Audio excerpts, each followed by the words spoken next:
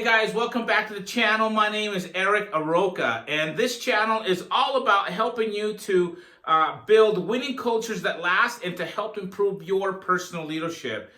Okay, this week we're going to talk about the one thing that most companies don't do.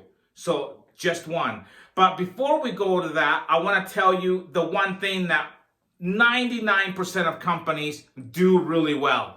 So 99% of companies do tell you what they do. For example, if you look at dental practices, they will tell you we provide comfortable, friendly atmosphere. We do quality work. We use the latest and greatest advanced dental technology. We do IV sedation. We do anesthetic free treatments. We have water lasers. We use we do cosmetic dentistry. They don't have any qualms about telling you what they do. And they do a very good job of that.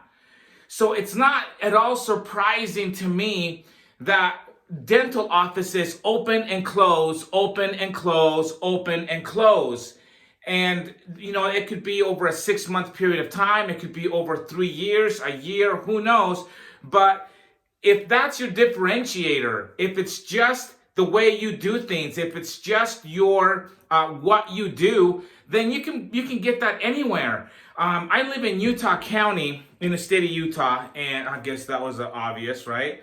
But here, there are no shortages of dental offices. I don't know about how it is where you live, but where I live, there is no shortage of dental practices. I mean, there are more dental practices almost than churches. And that's saying a lot because we live in Utah. So what I have my pick of where I can go.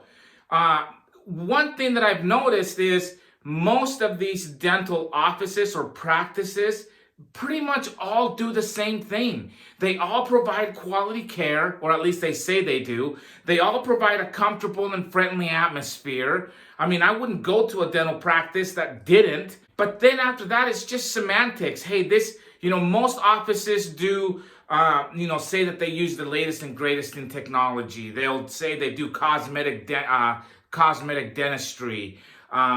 So on and so forth. So they tell you what they do. They do a very, very good job of what they do. Most companies will tell you this.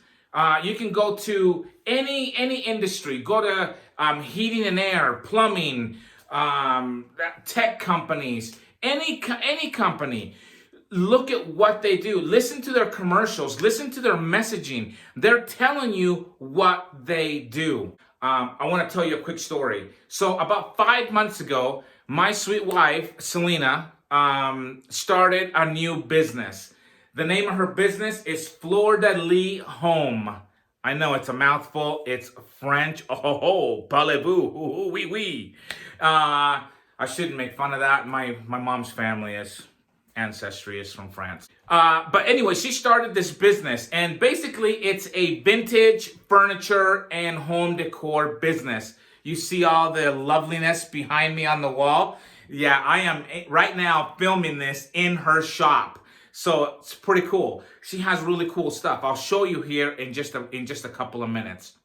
So she starts this business, and she started counseling with me, and she started asking me, well, what do I do? How do I get started? She'd never really owned a business before, and so we had this back and forth.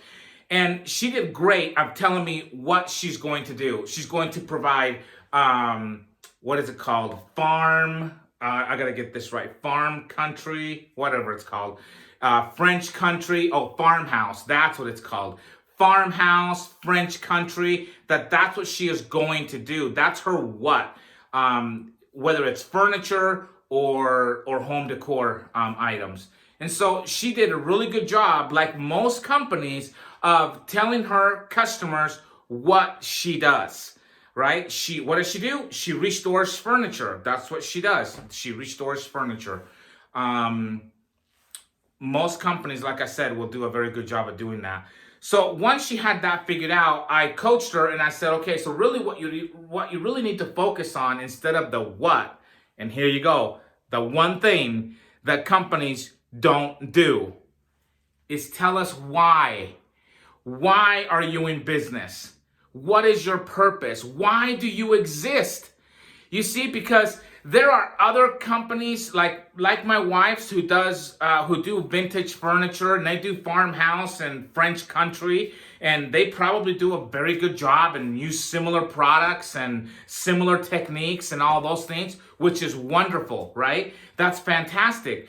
But if you truly want to make a difference, if you truly want to stand out from your competition, then you have to do what they're not doing. Not exactly what they're doing. You got to do what they're not doing. And what they're not doing is telling their public, telling their customers, telling their patients why they're in business to begin with. Tell us why. So my wife took a few weeks and she really thought about it and she really gave it some serious thought. And she came up with I thought it was an awesome why, right? And I will never question anyone's why because it's their why, that's their purpose.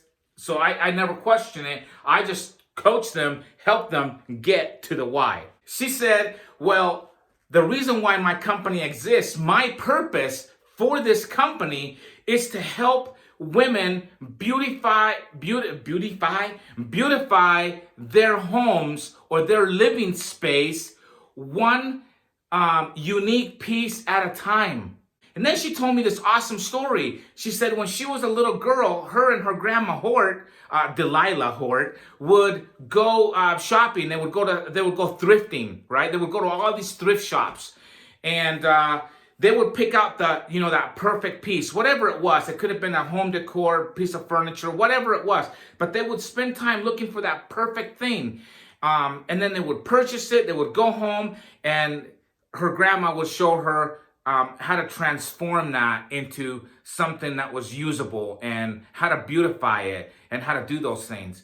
And so that really struck an accord with my wife as a very young girl, that she could do this. And so when she started a business, it was a given. This is the type of business she was going to start.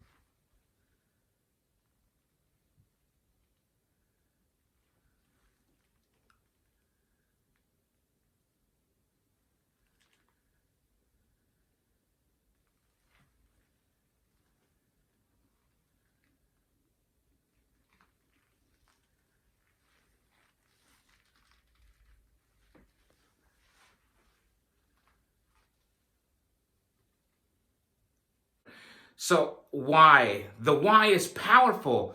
When things aren't going great in your business, why you're in business is what's going to propel you forward. It's what's going to help you to achieve greater things. It's not the what you do, it's the why you do it. Think about it. If you have employees, maybe they're disengaged, maybe they, tell bad stories, or they're not excited about coming to work. One of the reasons why is because they don't know your why. They don't know why your business exists. They just know what you do.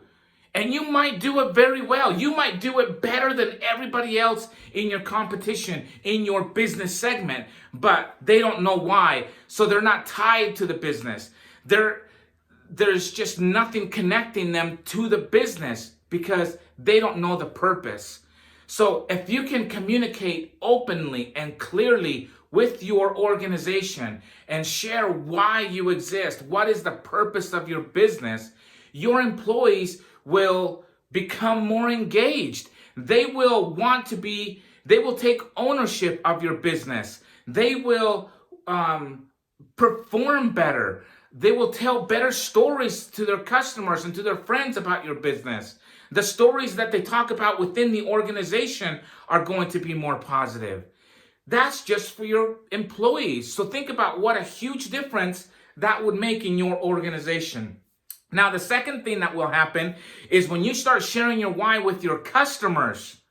Wow, you want to talk about loyal customers. Start telling them why you exist, why you're in business, what your purpose is, and watch as those customers become extremely loyal. They'll drive 50 miles to come and see you because they know your why, because they are championing your why. It's really, really simple. The reason why my wife has had success the last few weeks is because she is not shy about telling people why she's in business. Because like I said, there's other people that do that. So if you have a dental practice, and we've been using dental practices as an example today, but so think about your dental practice. You do a great job of telling what you do, but start sharing with people why you do it. What is your story? See, when you tell us why, we become emotionally attached to you. Not to your business, to you. So you could go anywhere. You can go to any other practice and we'll probably follow you there. Why? Because I know your story. I know why you got into business, why you went to dental school, why you opened a dental practice. Why? You want patient loyalty? You want your patients to constantly be referring their family, their friends to you? Share why. Tell them why you're in business. And you'll see that transformation in your practice of awesome patients, of patients that you grow to love and take care of over the years. Remember, we as consumers don't really care what you do, because I can find anybody who does what you do. I can find almost anybody who does dental implants, or by the way, I probably need some, who uses water lasers, or who provides quality work in a friendly atmosphere. I mean, there is no shortage of dental practices in my city, in my county, in my state. So I can find a practice that does whatever it is I need them to do. But I will go to that dentist who tells me why they're in business, why they started a practice, why they got into dentistry. That's a story that I can become emotionally attached to.